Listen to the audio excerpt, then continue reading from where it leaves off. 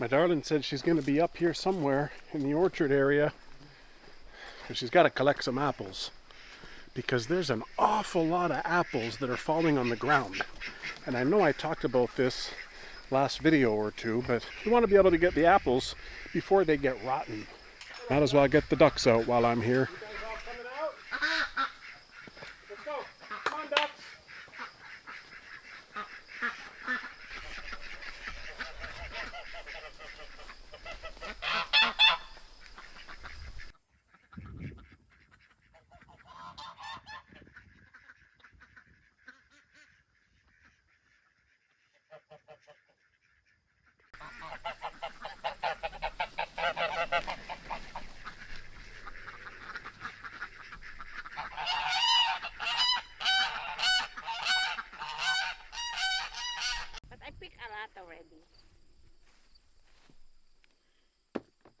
Seems like we're gonna have a real decent harvest from these antique apple trees this year.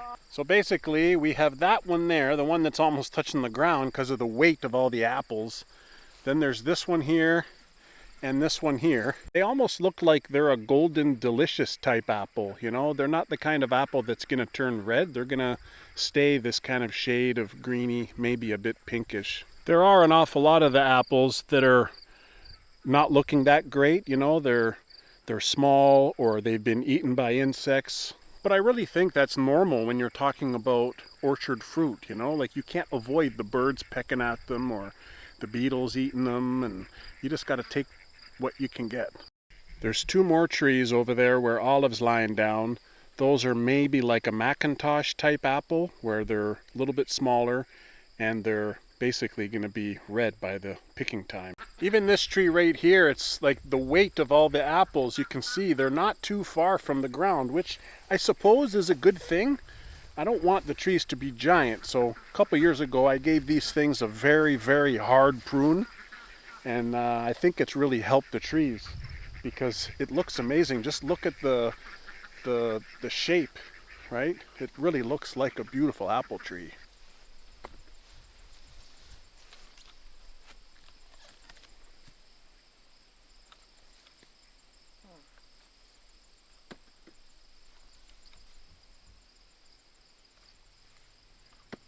Sometimes it's difficult to know if they're ripe. Like they pick off the tree very easily, but still sometimes you're like, oh, is it ready? Like, look at the size of this. It's a good size apple, so you think maybe it's ready to pick. Let's give it a taste. If it's way too sour, then you know that it's not ready.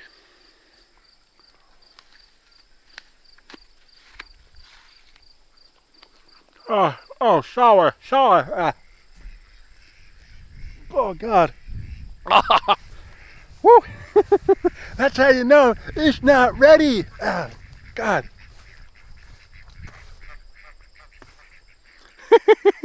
Question. How many of you folks out there have ever eaten apple crumble? You know, it's kind of like apple pie with cinnamon, and then there's like a top crust with a bunch of brown sugar on top, and it's really chunky and meaty. It's really good.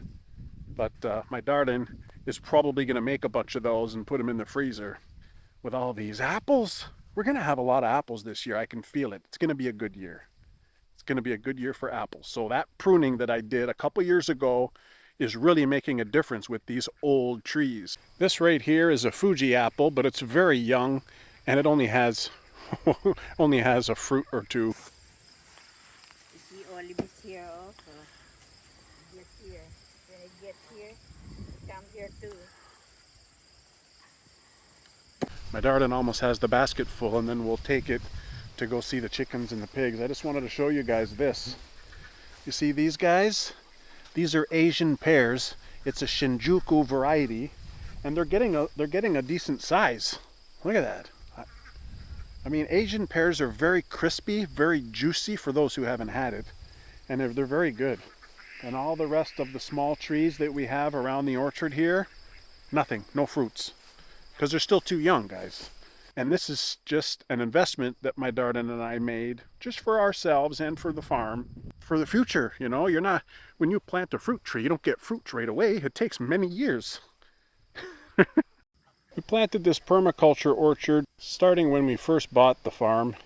There was 5 antique apple trees here, but we've added 35, 37 trees since then. We also started free-ranging our ducks in this little section. We fenced in this section, and we have the geese out here guarding the ducks to make sure no hawks are going to take our ducks. And the system's been working very well. You know, the geese have been eating the grass a little bit. There's only 4 geese, so there's a lot of grass. And the ducks have been eating a lot of the insects, and they just enjoy playing in the water and foraging for bugs. Hey, Molly, why is she sitting there? Right there, look at her. Molly, what are you doing? Keeping an eye on us? Molly?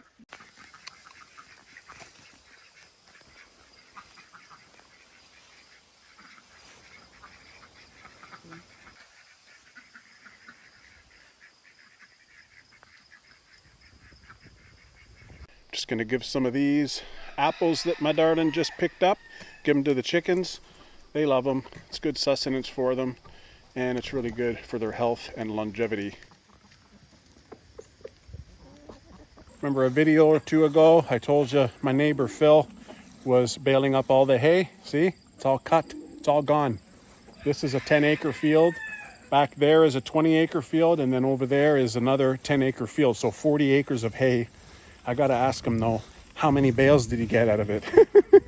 Because I'm just curious, you know. We also give a bunch of these apples pretty well every day to the pigs. Pigs love the apples. Even the baby piglets love the apples. So we got this big basket here, and basically it's gonna last probably for about 3 or 4 days, but there's plenty more on the ground anyway.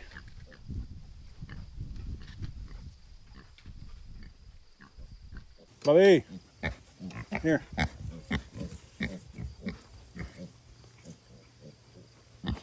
Trying to cut it for you.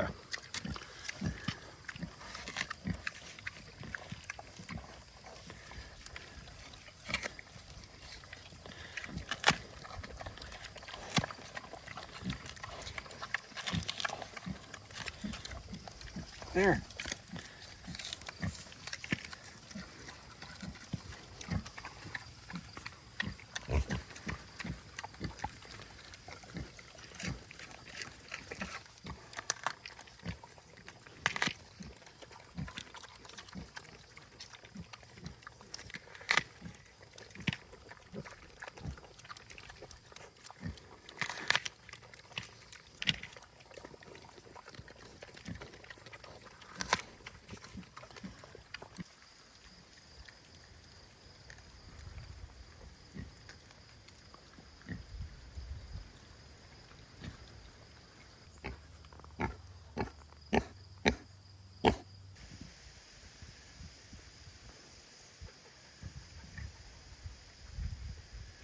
Dexter, where you going, bud? Dexter?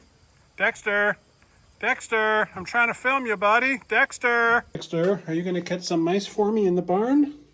Hey, bud. Good boy.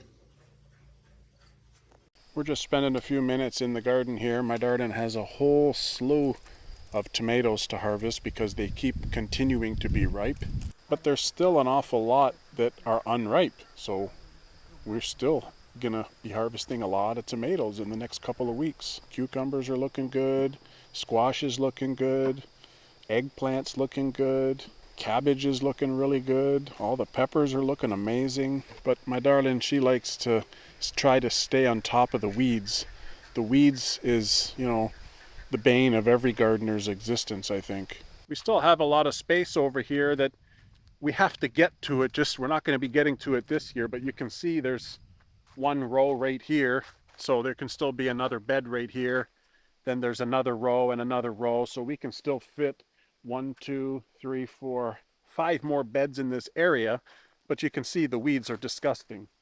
Like, they're almost as tall as my chest. Look at them. So I'll have to come in here one day with the weeder and just mow it all down, you know. But the important thing is that we're getting it done with what we have, you know. Like, this is still a big mess over here. Play ball?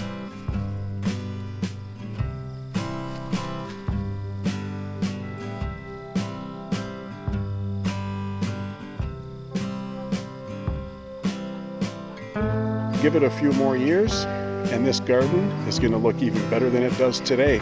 At least there's some flower buds on these sunflowers, but they're not very tall. They don't look very mammoth to me.